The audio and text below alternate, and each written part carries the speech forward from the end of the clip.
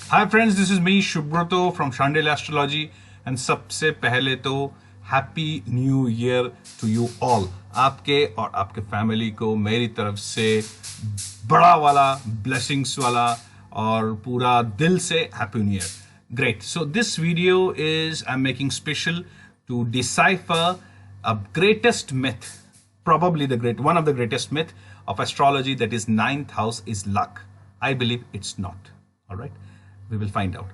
Okay, so before I go to my usual thing called chart, I'm going to draw all the stuff whatever I think. It's my point of view, and I had found it very practical implications होता है। और ये myth bust करना बहुत जरूरी है क्योंकि हम नाइन्थ हाउस के चक्कर में फंस जाते हैं और अल्टीमेटली हमको समझ नहीं आता कि प्रॉब्लम्स अगर हो रही हैं तो क्यों हो रही है और अगर अच्छा टाइम है तो किस वजह से है। क्योंकि अगर हम प्लैनेट्स को पकड़ें, जो अच्छे वाले प्लैनेट्स हैं, अच्छे वाले हाउसेस हैं, हाउस स्पेशली एंड प्लैनेट्स, तो हमको ये समझ में आएगा कि लक जो है अभी अगर खराब चल रहा है तो वापस कब आएगा, और अगर अच्छा चल रहा है तो कब वो लक जो है खराब की तरफ जाएगा। तो नाइन्थ हाउस का मिथ जो है बस्ट करेंगे, मिस्ट को साफ करेंगे एंड कंफ्यूजन दूर करेंगे। Alright, ninth house. Now secondly, before I go, please subscribe to this channel and comment and share, and yes, please do share. I need all your support. Please do share if you like the content, if you like the content unique, and comment करिए आप इस सारे techniques को practically imply करके अपने chart पे मुझे बताइए। what do you think? Does it work or does it not work? Does it make sense at all? It doesn't. It's simply something different, something nonsense. I'm ready to accept it, and I'm also looking forward to all your suggestions and notes. All right.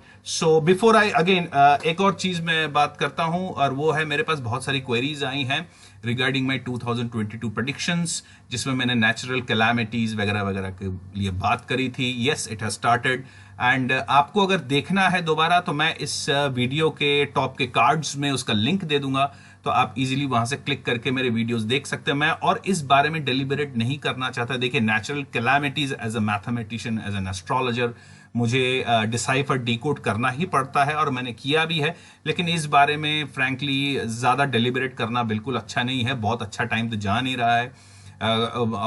Covid has come back with a new variant, जो कि मैंने 2020 के शुरू में ही, 2021 के शुरू में जनवरी में मैंने डाला था। कोशिश करूंगा वो भी लिंक दे दूं, नहीं तो आप फेसबुक पेज पे जरा नीचे जाओगे, स्क्रॉल करोगे तो आपको मिल जाएगा, जहां पर मैंने वायरस को म्यूटेट होते हुए की बात करी थी, which is kind of logical. इसमें एस्ट्रोलॉजी क्या लगाना है यार, वायरस तो है, म्यूटेट तो करेगा ही। बट यस, नेचुरल कैलामिटी, और ये फ्रैंकली बोलूं तो ये शुरुआत है। मैंने अभी मेरे को खबर मिली है कि राजस्थान साइड में भी कुछ लैंडस्लाइड हुए हैं, कुछ पत्थर वत्थर गिर के कुछ लोगों का प्रॉब्लम हुआ है। तो I am not too sure, मैं वो न्यूज नहीं देखा हूं, लेकिन अगर आपके पास वो न्यूज है तो उसको भी इसको टैली कर लीजिएगा। So let's not go into these things. These are very negative things. New year वाला डेज हैं, ये हफ्ता तो कम से कम न्यू ईयर मना ले, खुश रहें आप भी, मैं भी, और सब कुछ पॉजिटिव भी है। ये न्यू ईयर फ्रैंकली 3-2 से बना है, 2022, so which comes to around Venus. Alright, Venus के बारे में बात कर लेते हैं। एक तो हेल्थ इशू, जिन लोगों का भी डायबिटीज है, शुगर है, बहुत ध्यान रखें। ये जो ईयर है शुगर वालों के लिए बहुत ही फेटल या बहुत ही डेंजरस प्रेकैरियस सिचुएशन है। दूसरी चीज देखिए, याद रखिएगा, वीनस जो है अभी भी वक्री हो रखे हैं, और याद रखिएगा वीनस जो है एक डिसेप्टिव प्लैनेट है। ओके, फेमिनाइन प्लैनेट है और बहुत ज्यादा डिसेप्टिव है। आपको तो पता ही है, वीनस के जो ग्रह हैं उनको शुक्राचार्य का उनका साथ मिलाया गया है। तो शुक्राचार्य जो थे वो बेसिकली इस प्लैनेट को डिकोड करने के लिए मेरे ख्याल से मिलाया गया है। Anyway, that is a debatable question. So Shukracharya जो है दैत्य गुरु भी हैं, देव गुरु भी हैं। देवों ने भी उनसे सीखा है, दैत्यों ने भी सीखा है। उनको विष्णु जी से वो वरदान मिला है संजीवनी का। तो लेकिन वो उनको भी मदद करते हैं। और प्रॉब्लम यह है कि शुक्र के मूल त्रिकोण राशि में, दैट इज टॉरस में, अभी राहु बैठे हुए हैं। तो एक तरीके से शुक्र का पूरा स्ट्रेंथ राहु को मिल रहा है। That is why I said कि ये एक डिसेप्टिव प्लैनेट है और बहुत ही ध्यान से इसको पढ़ना चाहिए। मैंने पहले भी कहा था, और इस चार्ट में इसमें डिसाइफर एक बहुत ही इंटरेस्टिंग चीज बताऊंगा। वो है कि कौन सा एक हाउस है, ऑलराइट, कौन सा एक हाउस है जिसको ठीक रखना ऑलवेज इंपॉर्टेंट। ये भी एक क्वेरी आई थी कि सर कौन सा मंत्र करें, कौन से हाउस को देखें, ठीक ठाक रखें, ताकि हमारा पूरा कुंडली ही ठीक रहे। तो ये एक हाउस है जो कि पूरी कुंडली को एक तरह से कंट्रोल करता है। You keep this house well and everything, your kundli, your birth chart, your time will be much better. इतना तकलीफ नहीं देगा तकलीफ के टाइम पे भी। सो क्विकली चलते हैं चार्ट पे, इन सारे बातों को डिसाइफर करेंगे, डिकोड करेंगे। थोड़ा सा लंबा होगा, पेशेंस रखिए, लास्ट तक देखिएगा। और होपफुली मैं कुछ रेमेडियल मेजर्स भी बता दूंगा जो इजी प्रैक्टिकल हैं। आपने पिछले बार राहु का और सैटर्न का भी देखा था, जहां पर मैंने डिप्रेशन की बात करी थी, स्पेशली मून एंड राहु की। तो अब वो वीडियो भी होगा, उस कार्ड्स में मैं लगा दूंगा।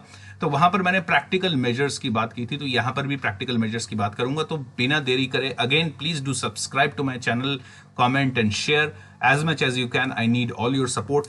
So let's go straight to the chart. All right, here we go.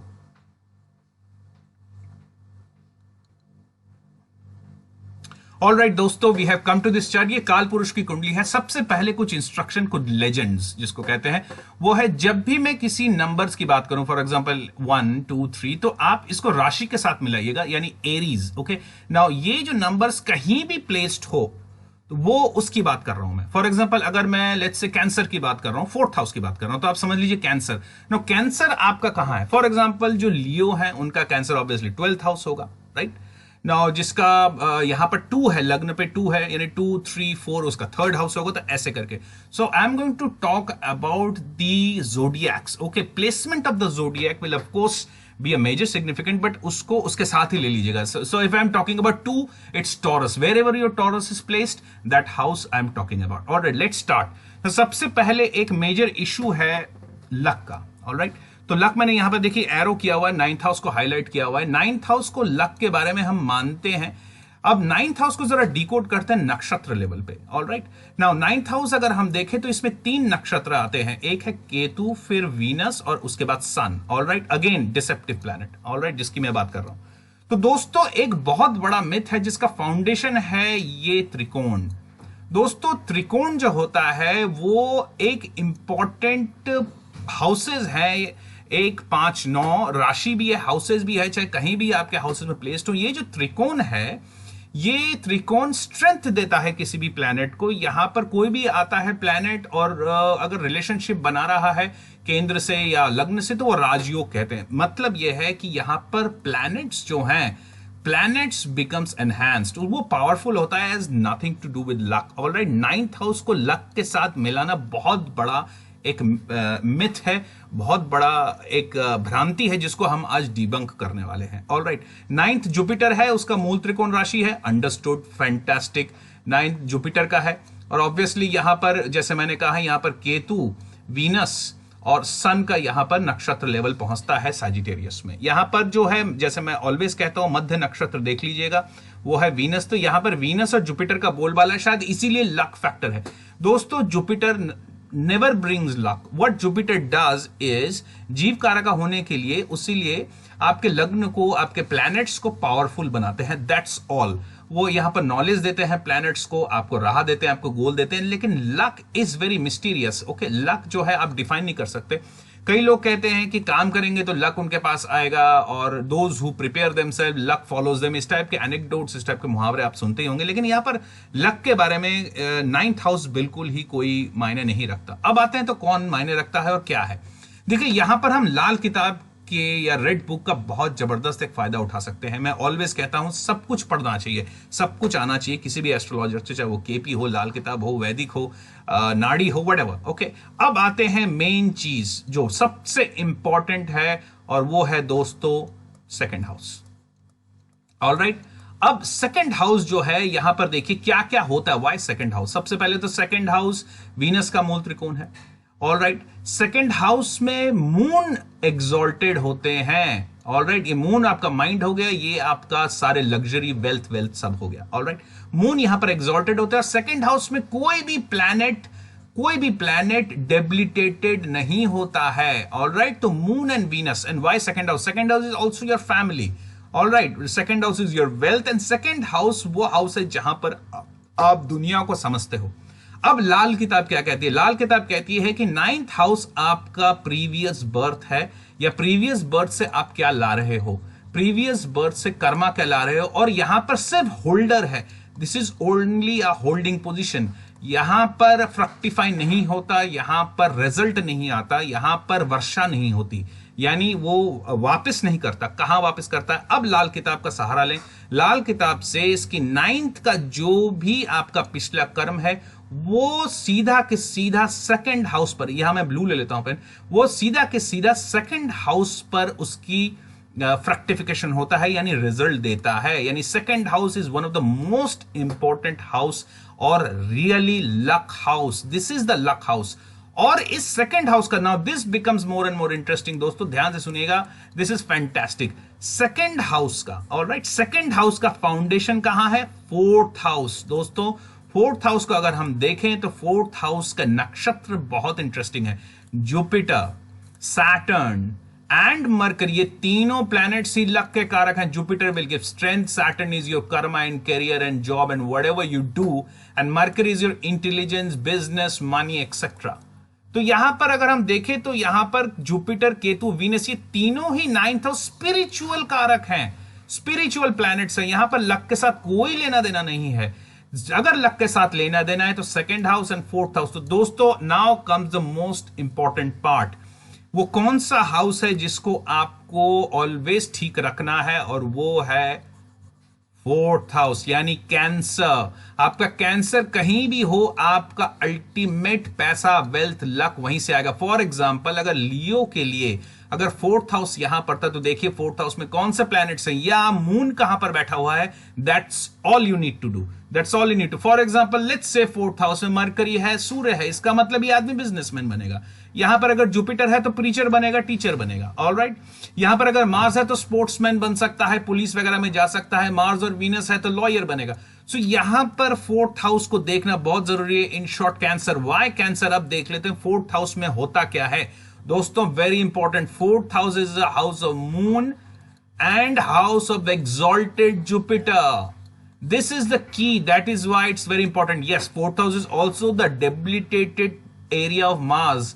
यानी एफर्ट में जरूर कमी आए, लेकिन आपका अगर ये फोर्थ हाउस स्ट्रांग है, यानी मून, जुपिटर अच्छे प्लेस्ड हैं, स्पेशली मून के हाउस में ही मून है, तो यहां पर अगर मून अच्छा प्लेस्ड है, जो कि यहां पर मून का हाउस है, जुपिटर भी अच्छा प्लेस्ड है या जुपिटर ठीक ठाक भी प्लेस्ड है, तो भी आपका लक आपका साथ रहेगा। फाइनली दोस्तों जब जब आप प्रॉब्लम में रहोगे, चाहे 7.5 हो, राहु की दशा हो, केतु की दशा हो, कोई भी मैलेफिक का दशा हो, आप देखिएगा आपका फोर्थ हाउस डायरेक्ट इंपैक्ट हो रहा है। यानी फोर्थ हाउस का नक्षत्र लॉर्ड, फोर्थ हाउस का खुद लॉर्ड, या फोर्थ हाउस का जो डिपॉजिटर है, जो भी फोर्थ हाउस में, वो डायरेक्टली इंपैक्ट हो रहा होगा। 100% है। आप अपनी कुंडली में लगा के देखिए और मुझे कमेंट करिएगा।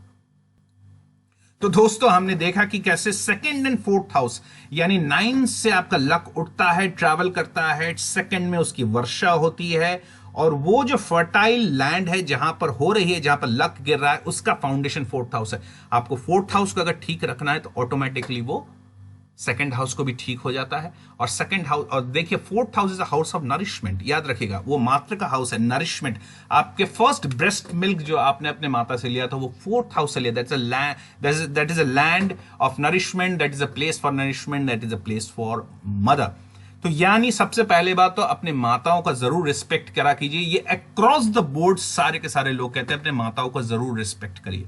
ओके, और फोर्थ हाउस जहां जहां पड़ता है उस प्लैनेटरी सिग्निफिकेंस को भी आपको देखना है। फॉर एग्जांपल अगर लेट्स से लग्न 7 है, ओके, तो फोर्थ हाउस कहां पड़ा? 7, 8, 9, 10, 11, 12, 1, 2, 3, 4। आपका 10th हाउस पड़ा, यानी 10th हाउस को, what is 10th house? Public service. All you need to do is do massive charity. Alright, charity रखिए। करियर में यानी जहां पर आप काम कर रहे हैं वहां का वास्तु करेक्ट कीजिए, आपका ऑलवेज लक साथ देगा, ऑलवेज लक साथ देगा। दूसरा, fourth house is also water. Okay, water and water bodies. दोस्तों मैं ऑलवेज ये कहता हूं अपने वर्क प्लेस में, अपने घर में वाटर बॉडी रखिए।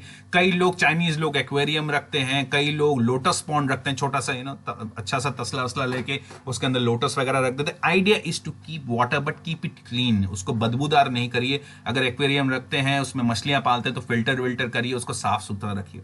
सो दोस्तों this is what bust a myth. Alright, मैंने रेमेडी की भी बात कर ली है, फोर्थ हाउस को ठीक रखना है। This is the whole myth about ninth house. ध्यान रखिएगा, मुझे पता है वीडियो अभी लंबा हो गया, 14 मिनट्स 56 सेकंड, करीबन 15 मिनट्स का वीडियो है। सो टेक केयर दोस्तों, हैप्पी न्यू ईयर, जय बाबे, जय रावण, जय भैरव एंड जय मां काली। एंड ऑफ कोर्स आप सबको मेरी तरफ से again super duper super duper super duper happy वाला न्यू ईयर, या न्यू ईयर वाला हैप्पी, व्हाटएवर, हैप्पी वाला न्यू ईयर। ओके बाय दोस्तों, एंड या share, comment, whatever. All right, bye bye.